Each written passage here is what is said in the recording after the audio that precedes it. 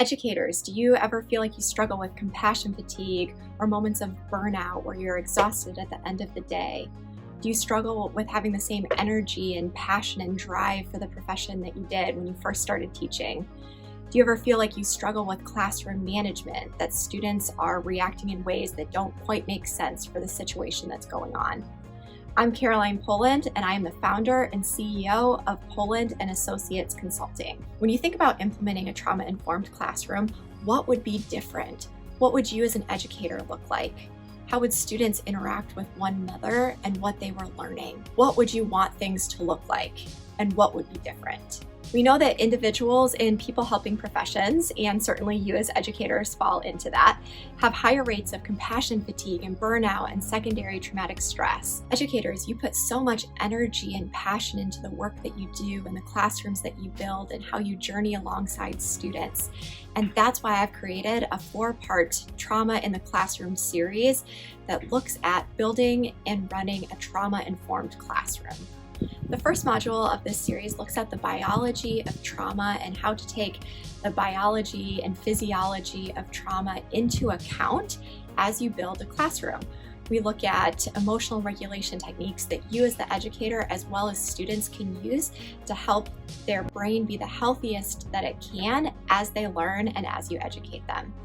In the second module, we look at flourishing and wellness behaviors that you and students can use both inside the classroom and outside of classroom time that will help to buffer our mental health and our well-being and provide those protective factors that we want when it comes to our mental health. The third module looks at the pillars of a trauma-informed classroom.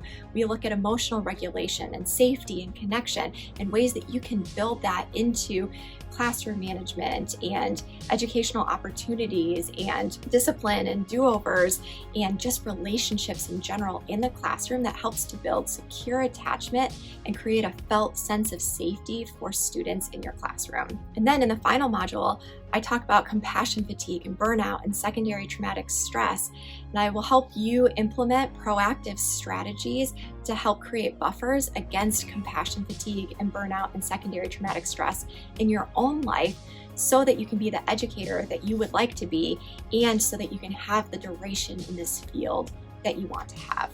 Whether it's through one module individually or through all modules in this series, my passion and calling is to journey alongside you, the educator, the school, or the district, as you work to create the healthiest school and classroom that you can, taking biology and physiology into account as you seek to create a trauma-informed classroom. By doing this, we can create mental health and well-being for our students and for educators alike, as we create opportunities where educators and students can thrive and flourish in educational settings. In my workshops and webinars and seminars, I seek to bring together psychology, mental health, science, and decision-making on everyday issues that we face in educational settings and in leadership. So let me walk alongside you as you seek to create the healthiest classroom and school that you can, taking the biology of trauma into account and protecting against compassion fatigue, burnout, and secondary traumatic stress. You can find me on Facebook and Instagram at Poland & Associates and my website polandassociates.com. And if you go to my website, you will find a form that you can fill out so that we can begin working together. And remember, success is no accident. It is hard work, perseverance, learning, studying, sacrifice, and most of all, a love of what you are doing or learning to do.